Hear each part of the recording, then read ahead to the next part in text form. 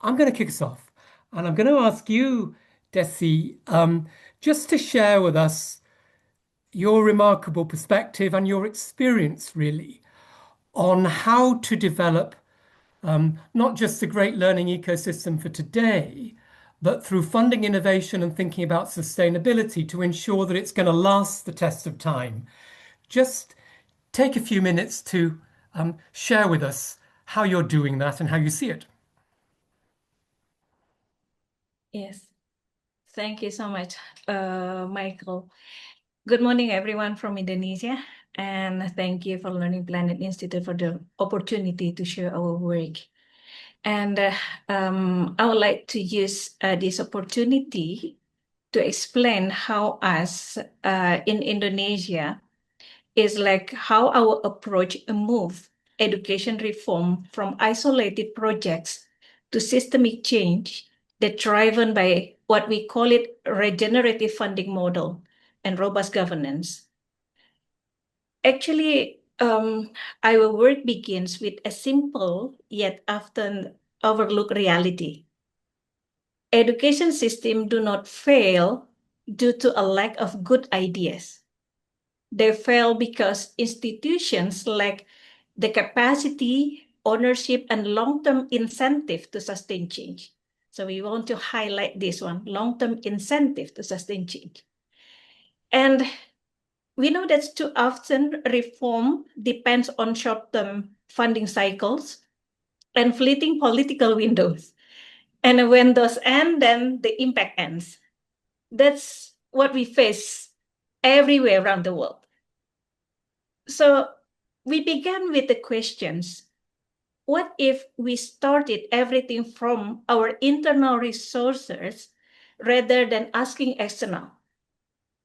So with that kind of mindset, we try to look in our internal resources. And then, so we start to generate our own revenue. Then we commit to use that 30% of this revenue, reinvest to fund our own pre-pilot and pilots in education system. So this financial autonomy allow us to test ideas quickly, build evidence, and approach the government with proven solution rather than proposal.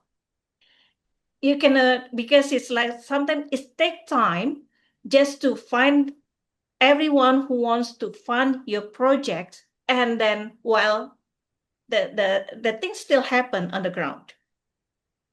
And in 2022, a major education reform policy provided our momentum for large-scale proof within higher education. So what we are doing is, we know that higher education in Indonesia is vast, decentralized, and diverse. And then we have almost 4,000 higher education in Indonesia, is spread in the 38 provinces. We have 17,000 islands.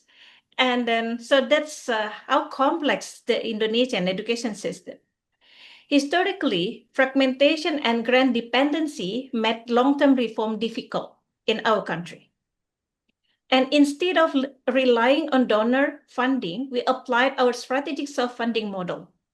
The new policy allows students to spend up to 3 semesters building real-world competencies through internship, research, social ventures, while the government only have limited amount funding to fund.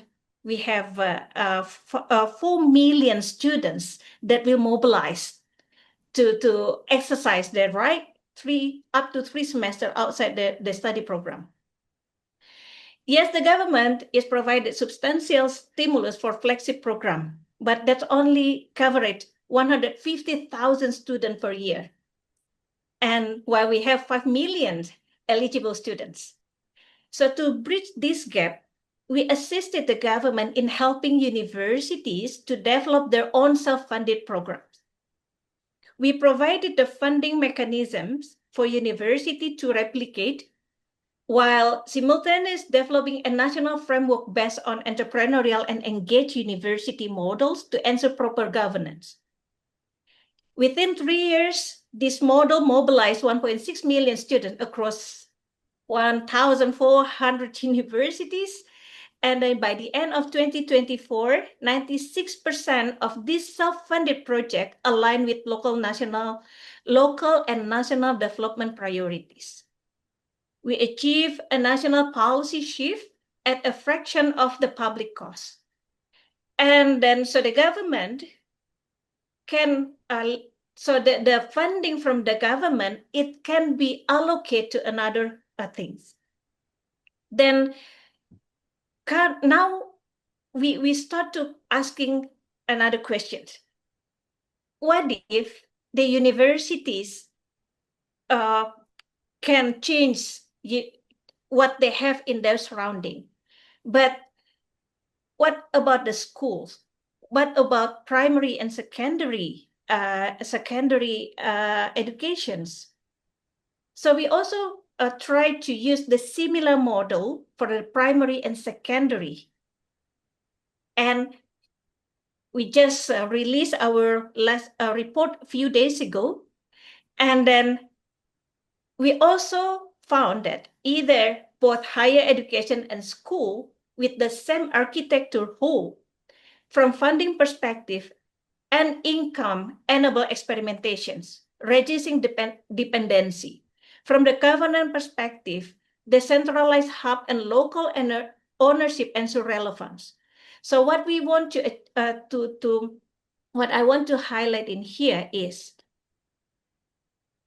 agency, confidence, recognition matter more than mandates. And then, but when you want to create the ecosystem, two things that we need from our experience, two things that we need the most: psychological safety and peer trust. It has to be there. So that's what we learned from our experience for higher education and also primary and secondary in Indonesia.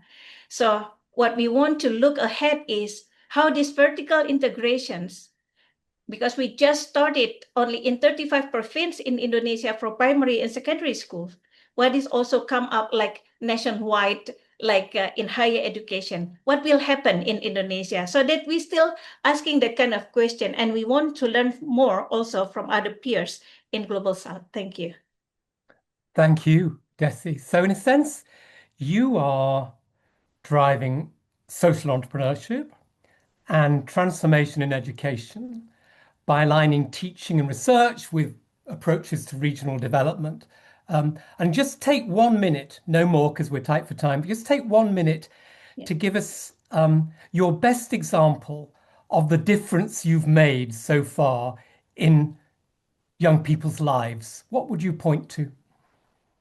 Yeah, we have, so now when we talk, we can say this like, what is the most that we get from the, for the young? Human agency, silo breaking. And then I think that I will relate to the recent report from World Economic Forum, from UNESCO as well. We create them a path where they can create a purposeful and meaningful initiative, because that's what the youth need now. And we confirm that happen in Indonesia because we let them out of the boundaries in universities, in the classroom, going directly into the real world, create the impact toward the surrounding, the societies, and align that with the local and national priorities. And it's not only in higher education. Our recent work in the last 2 years with the primary and secondary school students, they feel confidence, that improve the confidence, they know what they want to achieve in the future. I think that's the most important things. Thank you. So that's flourishing in adversity, and it's a wonderful story to hear. Thank you, Dessy. I want to turn now to Enseña Peru and to Angela Bravo. I mean, working with families and educators and authorities, Enseña Peru is promoting a leadership movement that seeks transformative education for every student in Peru. And its track record is amazing. So, can we just turn to you, Angela, for a few minutes to talk about how you've taken on one of the biggest challenges in this field that all the learning ecosystems we know feel, and that is the field building challenge, the capacity challenge. How have you gone about that, and what difference are you making? Your turn. Mm. Amazing, Michael. Thank you so much for the kind words. We're very excited as Enseña Peru to be part of this conversation and to keep learning on how we can promote an education that is solid based on ecosystem develop and having this approach to be part not only of the effort that we do as a nonprofit in Peru, but rather an agenda from the government, from the local perspective, but also from the national. So we're working a lot with the idea of advocacy. So I think this kind of spaces to keep learning and to share around the world, it's very important for us as an organization. So as Michael was telling you, we are an organization that works with a systemic approach for 15 years now here in Peru, in South America. And we have been working with this approach across regions in the country and learning a lot of things that help us to understand how we can ingrain or change and how we can actually enhance those results that we see in our classrooms. So I want to share a little bit about how we make that shift to work on the field preparation and also understand how that can be developed as an approach when we design to enter new terrains or to enter new contexts. So we started as a Teach for All branch here in Peru 15 years ago, only having our leadership program that, as you might know, enhance the opportunity for students who are finishing the graduate education and universities or technical education to enter a classroom to be teachers for a couple of years and to know the system and to make an impact during those 2 years. That the model that Teach for All has around the world. So we started with that program and we start see that was not enough to have one person changing one classroom, but we are starting to see as well that there was a lot of interest for regular teachers from that were teaching for years and were like part of the public system to be part of the program because they wanted to learn about leadership and they wanted to learn about how they can make an enhance with the community and the families. That is part of the approach that we have at leaders in the classroom during the 2 years. So it was very interesting for us to see those teachers applying for this opportunity that was rather an opportunity for young people who were entering the education field. And we have a lot of experienced teachers who want to be part of this program. So what we start thinking in the case of Ancash, that the region that we have 10 years working with this ecosystem approach, was to build a program for them that take the basis of leadership and ecosystem change that we have in the 2 year program, but strengthen the needs of teachers who are already part of the career, so of the teaching career. So we enter a new program that it's called Que Maestro, What a Teacher. And we have a lot of teachers who apply for that program and they have 1 year support to reconnect with their passion of teaching, but as well to enhance a project that connects their classroom with their community and the families and the history and culture that is around them, and also the problems that they focus on their students and they trying to understand. And we developed a new program that was targeted to principals because principals in schools also want to be part of this change. And for us, they are the gatekeepers of every kind of situation that we want to transform in education because they are the formal leaders of the school, but as well they can shape the culture and they can shape the kind of education that we want to enhance in the classroom. So we start working as well with principals with a program target for them. And then we start to work with a lot of projects that helps students to have agency, families to enhance their parenting skills. And also we start working with the local authorities to try to promote these changes that we were doing in a small amount of the schools in a region or in a local space to be part of the local discussion at least and hopefully the local policy. So for us, our multi-actor approach is one of the key aspects of our systemic approach. I think it's something that helps us a lot to have the field prepared because we are not an organization with a target intervention in a territory rather than a mobilizer of a lot of changes in simultaneous with a lot of actors across the system. And it's very intentional for us to work in that ecosystem way. And also we are exploring now in this couple years since I assumed Enseña Peru in 2020, 2024, the idea of how we can enhance that on the idea of the cross-level actions, because a lot of the programs might be going on their way, and we really want to see what happens if we focus on a school as a small ecosystem. The school is a system itself, and then we can make a great school. We have all the program in place there and all the support from the context and family, and how that we can replicate that on the meso level in the local level and also the regional and the national. So that's what we're doing in Enseña Peru. And it has been very important for us to have that intentionality. It's not something that we just see as an approach, but rather it's the core of our task on designs, and everything that we do is focused on that leadership and ecosystem change. Thank you. And a couple of questions from me. This is complex work. All of this ecosystem work is complex. It's all to do with bringing together many, many players. Probably they started off in different places, but bringing them together around a common purpose. But often, you know, funding streams, approaches to governance are quite different across the partners. I mean, so how how have you, what's been the secret sauce? How have you brought everybody together behind you, whatever their differences, so that I suspect if I called them all up individually after this meeting, they would all say pretty much the same thing about what they're doing. How have you gone about that cultural work? Yes, I think something that is very interesting on that regard is that we do a lot of push on putting the agenda of education in the center of the discussion, because it's already a center of the agenda in every household. Here in Peru, we have an Oxfam survey that explore what are the main concerns of families, and 89% of Peruvians think education is the first priority in their lives. And it's something that is from the private household, but I think if we translate that to everyone in the local government, or every teacher might be a parent or maybe an uncle, or and they also understand that need, that education is this kind of magic formula to develop in the country. So that's something that we use a lot to try to reconnect with that idea that is already on the cultural context, which is a very, very important situation for us, an advantage. But what we do, and it's something that we really try to put on the center, is we might have different approach or different agendas, but we really want to enhance our children and teenagers opportunities. So we base a lot on data. We have one, our second ecosystem. First ecosystem is trying to be intentional with the ecosystem approach, but our second ecosystem in our intervention is having a very structured measurement and learning team that helps us to prove that if we do things differently, we're going to have different great results.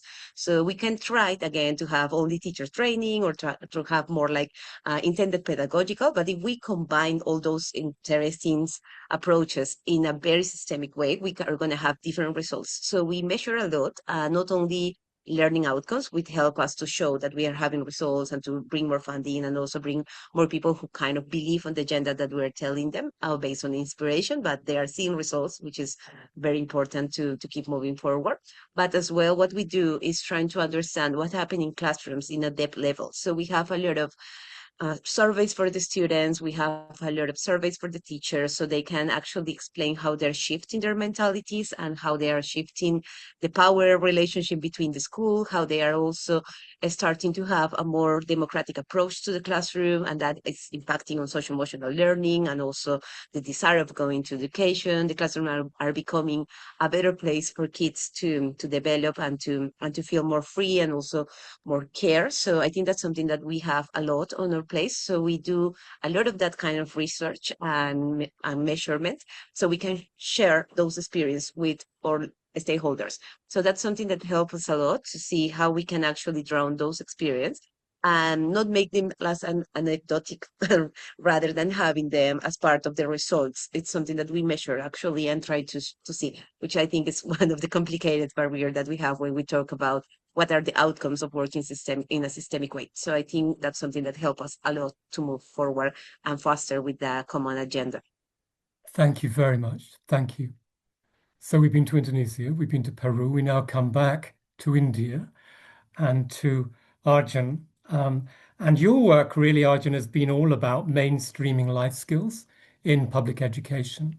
And your contribution your organization and of your colleagues to shifting outcomes and enabling some of the kids in the toughest situations to thrive has been inspiring and has been exemplary for people around the world. The focus of what you're going to talk to us about now, I think, is about research and measurement, going beyond the aspirational to proving the difference. That's been a very, very interesting part of all of our conversations together over the last year. So just take a little time, we've up to 10 minutes or so, just to share with us how you've approached that difficult aspect of your work. Thank you, Michael, and thank you, everyone, for joining us. Good morning, good evening, depending on where you are. I've spent the last 2 years working with Michael and other colleagues on sharing our experiences, and it's been a learning journey for me as well. The Life Skills Collaboratives work started in 2020, and there were 18 different organizations working across 4 different states in India. And the size of these states are probably bigger than an average country in Europe.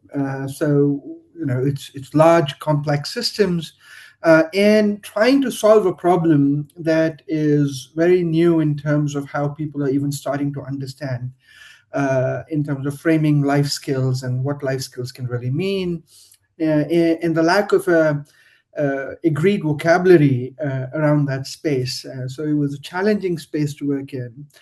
To build on what Michael has asked me to talk about, I'm going to focus a little bit upon the measurement frameworks that we've built as part of this effort. And for me, one of the biggest successes of this program has been the ability of not just focusing on the outcomes, the explicit outcomes of the program in terms of whether we are able to mainstream life skills, but also the measurement systems that we were able to build around capturing the process and the success in terms of the learning opportunities that different organizations found, and being able to really build it as a learning ecosystem.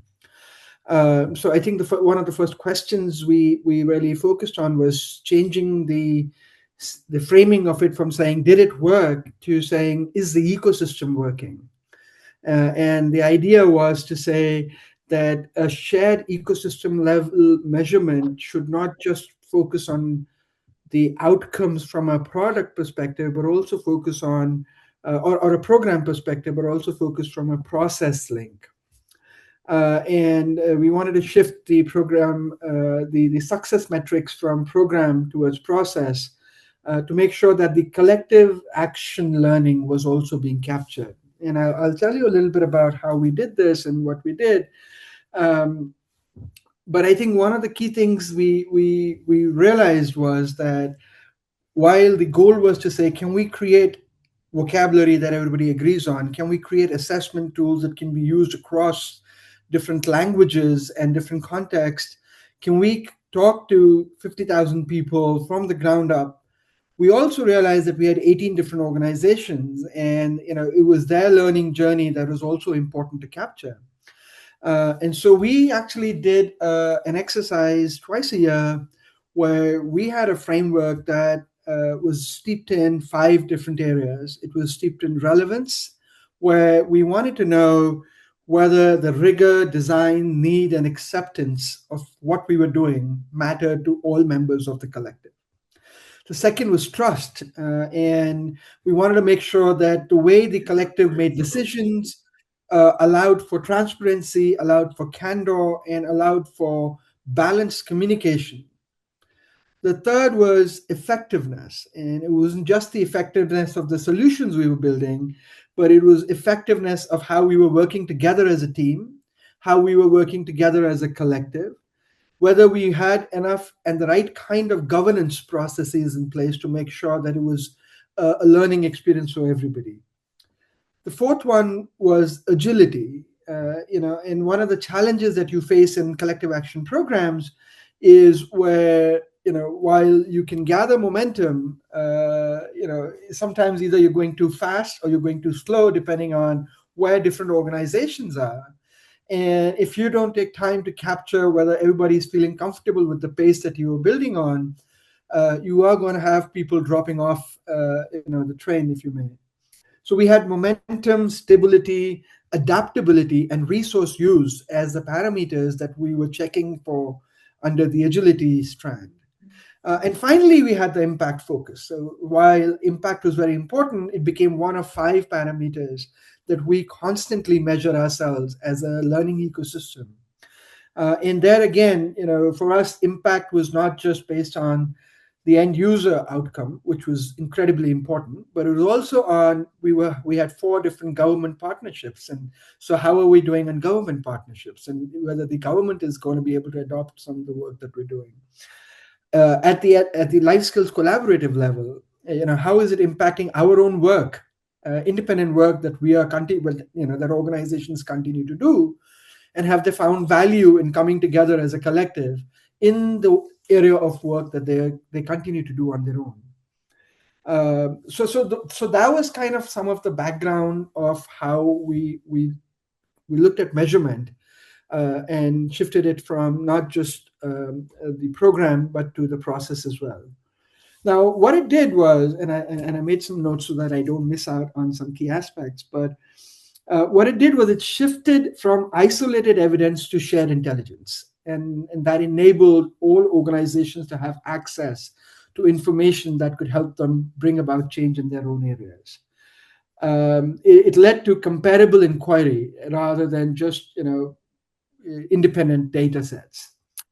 The second thing that we saw that it really helped do was it shifted the need from external validation to collective validation from the group itself. And we were no longer relying on just the outside validation telling us whether it's working or not, but we had 18 organizations telling us whether it's really working for us or not. And that became an important source of evidence for us.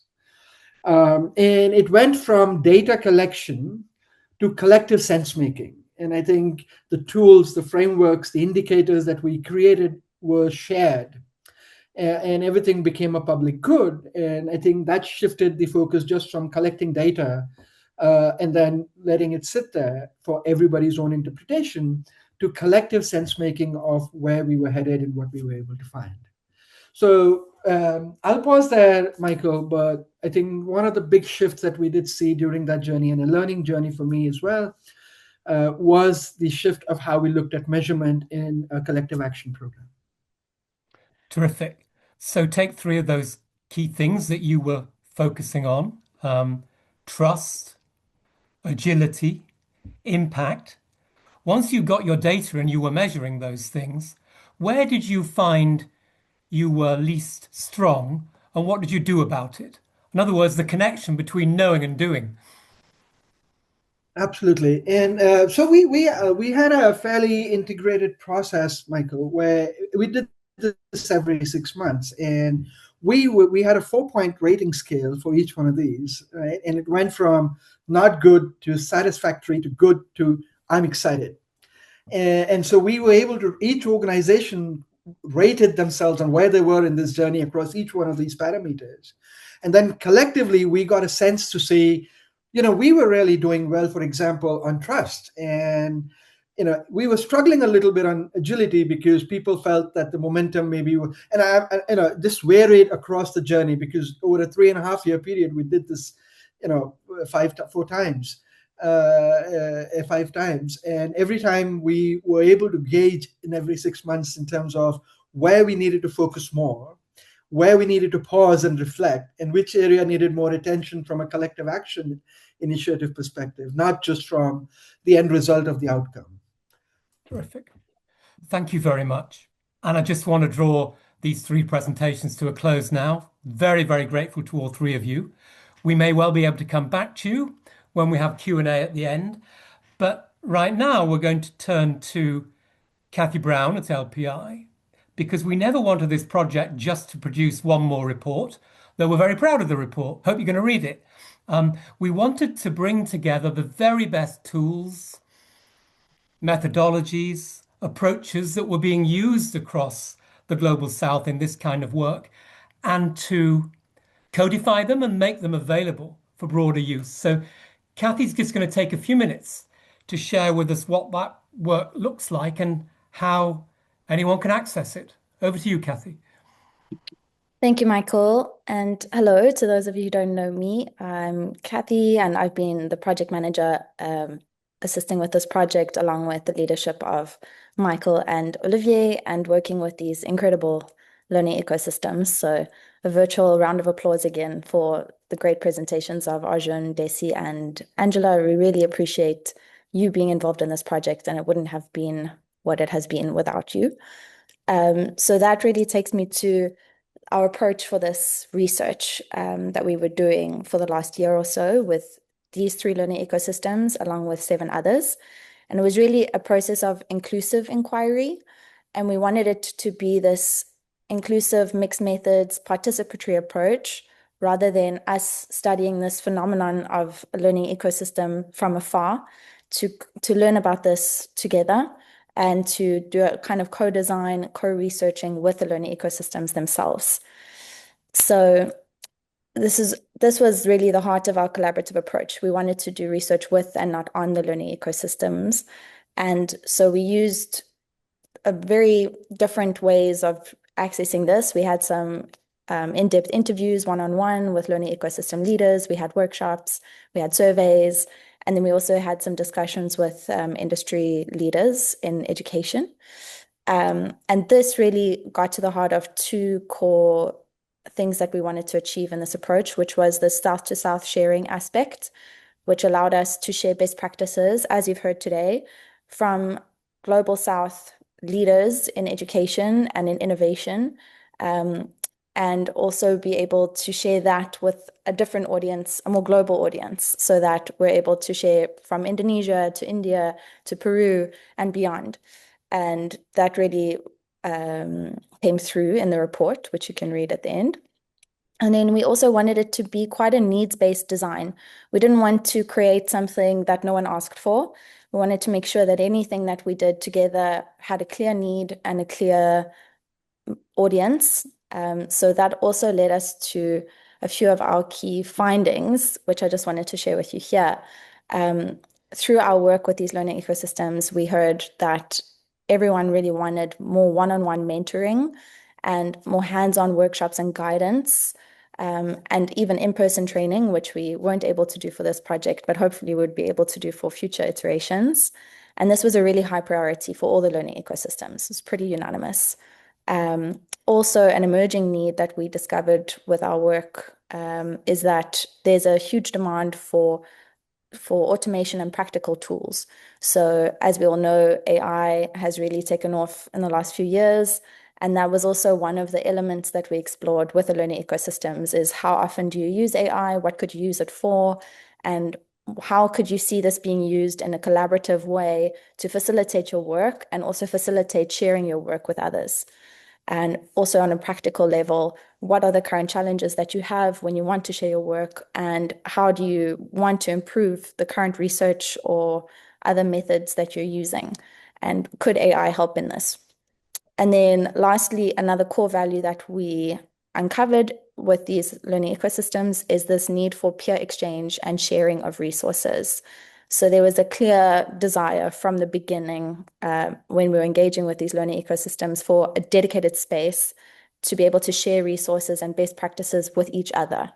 And that was really at the heart of our approach throughout this whole project, is how can we facilitate sharing high quality resources between leaders in these fields, even in completely different contexts? What can we learn from a rural community in Peru that can apply in Delhi, for example? And then just to reiterate, so we have 3 learning ecosystems here, from Sociopreneur Indonesia to Enseña Peru, and also Safa Consulting. But we have 7 others across Africa, Asia, and Latin America, and they were all really instrumental in helping us to discover some of these key trends and a lot more. This is just scratching the surface. And just to give you a bit more insight, we had 4 phases of research in this. So it started with just synthesizing literature around the learning ecosystem approach from a more global level. And that really led us to uncovering these 4 pillars, which include policy, field building, research, and governance. And these were the 4 core values that underlie all of the work that all of the learning ecosystems are doing. And everyone said that these resonate with their goals and what they've currently been doing as learning ecosystems. Then we really had this in-depth empirical inquiry where we had in-depth interviews with 10 learning ecosystem leaders and also 9 global experts in education. And we really wanted to interrogate all of the assumptions on, for example, what is impact? How do we measure it? And what is success? How do we measure it? How do we quantify it? And we're really just asking all these questions to make sure that we're not taking anything for granted in the way that learning ecosystems work. And this was helping us to also distill down the learning ecosystem approach in a way that we could hopefully share it across other organizations that aren't yet learning ecosystems or would like to become a bit more ecosystemic in the way that they work. And then we also went into depth through these participatory design workshops. And through these, we both collected data from the learning ecosystems about how they work and how they would like to work and what are the current challenges that they're facing. And we also were ideating about what would you want to work like, or what would be the future of your work in your field, and how would you be able to make that happen? What would need to happen for you to get there? And lastly, we also, as I mentioned, we're using some tools like Notebook LM in this case to augment our human synthesis abilities with all this qualitative data, and also to create the beginning of a research repository and best practice repository for all of these best practices to be shared between and beyond these learning ecosystems. So just here's a quick glimpse, and this is just an example, but really the core of this is this collaborative approach that we had with the learning ecosystems to co-design how we understand the learning ecosystem approach, how we disseminate it, and how we scale it up. So just a quick overview here. You can see we could put all of the interviews that we did with the learning ecosystem leaders. And this is the Google Notebook LM tool. And then here as well, it gives a brief summary. And here on the right, you can generate a briefing document or a study guide. Say you're new to the learning ecosystem approach and you want to discover how it works, you could distill that all down. So yeah, this is not yet an open tool for everyone to use, but this is just an example of what we can achieve through this research, participatory research design that we used. And you can read more about it in our report. So you can scan the QR code, and I'll also put the link in the chat. I think Olivier already has. And you can read in depth all about these different learning ecosystems and also how we learned a lot with them about this approach. So thank you for listening, and feel free to share any questions in the chat. Thank you, Kathy, and thanks for all of your work over the last 18 months, probably longer, to make this project happen. You've been amazing. Thank you very much. Just a quick follow-up. It's not an open tool yet, but that is our aspiration, right? I mean, what do you think the timeline might be so that before too long, everybody can use this? Yeah, I think, well, the thing that we realized in creating this repository is that so all of the learning ecosystems who participated have access to it. But this is just one vehicle that we can use. And once we agree with the learning ecosystems, we could potentially open it up to more people in the future. The only thing that's keeping it closed for now is just that they are very in-depth, one-on-one, hour-long interview transcripts in there. And we don't know if everything is supposed to be public. But yeah, that's one of the next steps. And then we could potentially open it up to everyone. But there's also nothing stopping anyone else. The reason I show that is that it's a free tool and anyone can create their own repository. And it's just a really democratizing research tool in that sense that anyone can create their own repository from their own resources. And the amazing thing about it is that there's way less hallucination than there is with other AI tools. So it's just been a great addition to this project, but also not the focus. So we're just really happy that it was able to help with the report and all of the other practices. So we hope that the learning ecosystems find it useful. Thank you. So we turn to the last few minutes of our time together for a slightly broader conversation with all of you on the call. And this is a moment to come in with your comments, with your questions. You've got a choice. You can either click on your video and put your hand up and we'll see you, or you can put it straight into the chat. But do get involved. It'd be lovely to hear from as many of you as we can. Just whilst you're thinking about what you might like to ask or say, I just want to amplify a question that Olivier has already asked Angela, I think, which is about social and emotional learning.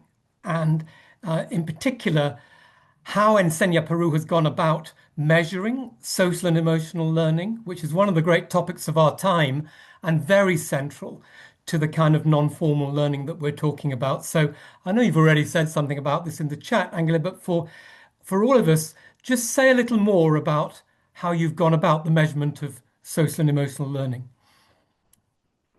Sure, Michael. I think what's something that we try to do is try to have an intention to not only measure outcomes in learning.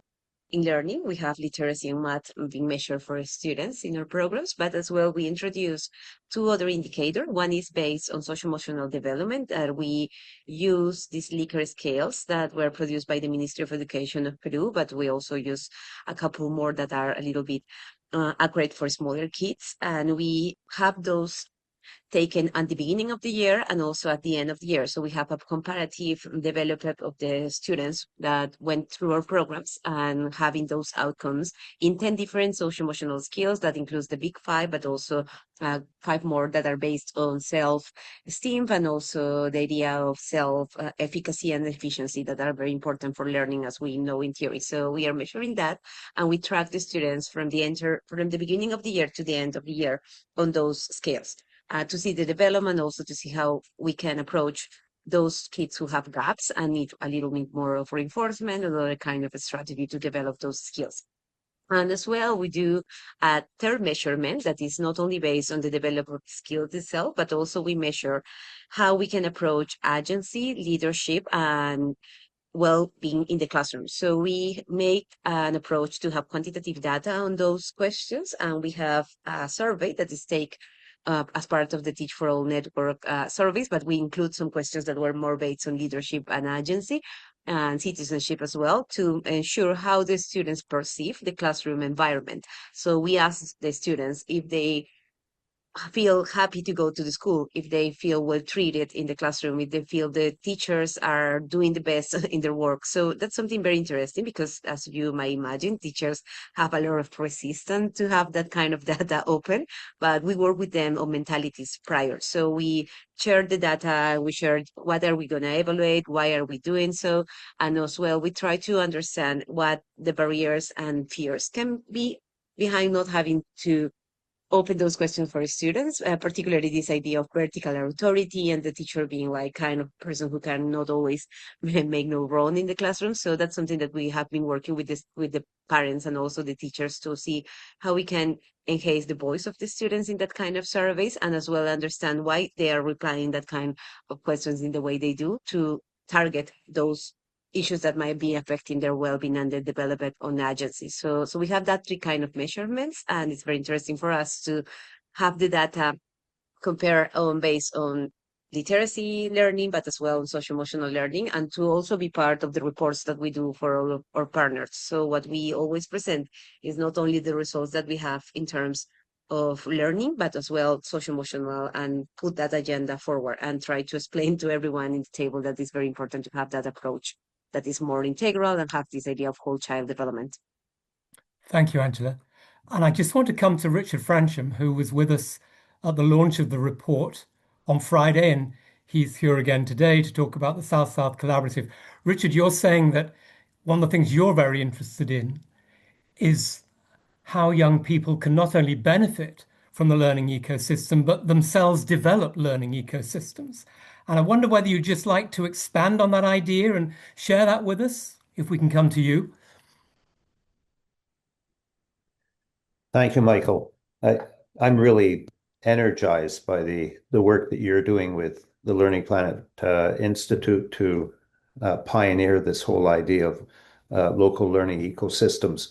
And I feel that by empowering students, allowing them time to reach out into their communities, they'll be the main architects of this new social contract for education. I'm going to be discussing that more tomorrow in an event. I put the link in chat and would like to discuss that more if some of you can get there more with you, because you've done already so much thinking in that direction. So thanks, Michael. Oh, I should just say, Jana Clemens in South Africa is. I put a link to a couple of the talks that she's given. She's powerful. Uh, she can really help us to move things ahead if we can get more people understanding what she's saying. It's about creating education for peace, not war. That what we've created is peace for war, not rather education for war, not for peace. And so if you have a chance to look at her stuff, that'd be great. Thank you. Thank you for both of those tips. We'll act on those. Time's running short, and there are two other things that I want to really open up with our speakers. I want to come to something that I know Olivier and I care a lot about, which is the prospects for, greater collaboration still across the 10 ecosystems, and what our three speakers think that might be. I'll end there in a moment. But first, I just want to ask each of Angela and Arjun and Dessy about the policy challenge. We all know that if you meet a Director General of Schools or a Permanent Secretary of Education at a party, if they go to parties, I'm sure they do, they're busy people, but they all go to parties, and you say to them, what do you think about the role of learning ecosystems in meeting your goals? Some of them look a bit blank. It's not their first thought. They're all about the schools, they're all about the colleges, getting the math scores up, but learning ecosystems, not so sure. So we've thought a lot over the last few months about how we can crack that problem and really bring policymakers into this discussion. So let me come to maybe to you, Dessy, and then I'll go to Arjun. Do you find policymakers are beginning to listen to the arguments for combining formal education and non-formal learning through ecosystems? How's it going? Dessy? Yes, thank you, Michael. Yeah, that's a very critical for us, actually. I will take from our example. But, so for us, it's like instead of wasting time to convince people, then we come up with evidence. So that's the best way to show people what's happened on the ground. So what we are doing is like, I think that's because I look in the chat that we inspire with the work of other learning ecosystem, how they collect data and then structure data and use data. We also do the same, but we learn also it's how to show it as evidence to different stakeholders. So what we do is exactly similar. Before, it's just like others because it's like we reduce our dependency to other stakeholders by create our own funding model. But so it means like we don't think that we need to report to other people. But then we realize if you want to create a sustained ecosystem, then you have to involve everyone and then make everyone understand this not only for you, but also for them. So the way of what we do, we bring evidence and then we show where they are in that ecosystem. So what I felt now it's like, because they think that's not about them. But if we change the narrative, is this about them? Then we can bring them into the table. Very good. Thank you. So that's what we do. Arjun, Yeah. thank you. Arjun, same question for you. Do you think the policymakers are starting to listen, or is the battle still ahead of us to prove relevance? Thank you, Michael. And I think to build on Dessy's point, I think it is the challenge that I have often seen is the lack of a common vocabulary. Right? They don't understand what this really means. And I think for them, it's easier to say, well, what does it mean for my school? Or can you give me one ABC action items, and keeping it very focused on outcomes, which are program linked. So I think the effort is to try and speak to them in the language that they understand. And I think once we do that, for example, I think one of the things I saw was a great amount of acceptance of the evidence that came from the Life Skills Collaborative, because it came as the work of 18 organizations. So they felt a lot more comfortable saying, if 18 of you are saying this, then that might be true. And they saw the 18 in action, so they knew that the work was happening in a coordinated manner. So I think some of those were key aspects that I think have now led to a shift. I don't think the battle is won yet, Michael. I think it's still ongoing, and I think it will continue to be ongoing, because one of the other challenges we've seen in working with the government is people change. And when people change, new people come in, and sometimes you've got to start at zero again in terms of convincing them. But what we've also seen is that there are multiple layers within government, and people who are much closer to the work that we do as collective action and see the work on the ground are slowly turning into champions of saying, we do want to kind of have more opportunity of working with different learning ecosystems, with different organizations. And so we have instances on another project that I work on where the principal secretary changed, and the new principal secretary was just not in favor of collective action. But at the district level, everybody in the district level continued to support the project because they had seen the change at the ground level. And so the shift is happening from the ground up, and maybe that's what it's going to take, but that takes time. So I think the shift is happening, but we will still need to remain invested in driving it. Terrific. Very last question. We've only got a minute or two, but it's really Olivier's question, and he and I have talked so much about this and share this vision. It's about the prospects for collaboration across the ecosystems. It's the ecosystem of ecosystems. So maybe I'll start with you, Angela. How do you feel about what's been achieved in terms of the collaboration so far between the ecosystems on this call and the other 7? And what do you think the prospects are for strengthening that collaboration over the years ahead? Oh yeah, I think it's very, very interesting to see how this approach has been going on through a lot of organizations in different ways and in different times of perspective. But I think it's very interesting regarding to the last question as well, that a lot of the main reports of education are talking about now systemic approach, or talking about systemic work or systemic leadership. So it's very interesting to see how we can enhance those reports that might be more narrative or more like influential on the idea of changing perspective with the actually experience of communities that are working on that approach. I think that's something that the Learning Ecosystem Project has been doing with a lot of effort. And I think it's something that we can keep going, because constructing this idea that it's possible to do things differently and also have results that are very interesting and engaging, and as well keep learning on how we can come across different parts of the world to really understand the challenge of having everyone in the table taking the same decision. It's something that really enhance our work as practitioner, but as well help us as practitioner to put out all the information and excellent results and experience that we have from teachers and from parents and from families that are part of the program. So I think that idea of collaboration and trying to having as well a systemic approach on data and evidence in education and also reporting, it's very, very important. And I think spaces like this are very keen for us to have that perspective globally, but also to share our learnings with everyone else. Thank you very much. Well, we're at the end, and there's a tight schedule here, so we shouldn't delay.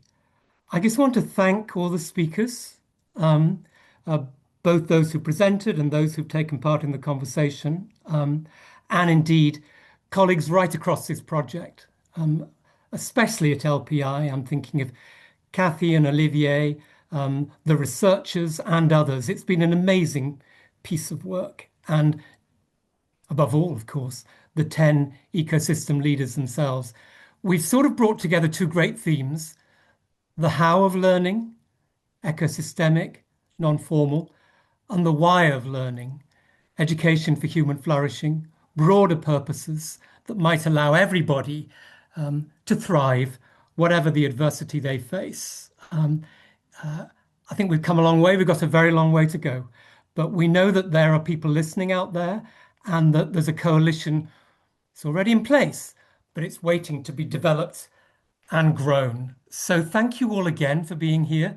Stay with us, watch the outputs, and help us make this happen. Thank you, everyone. Bye for now. Bye.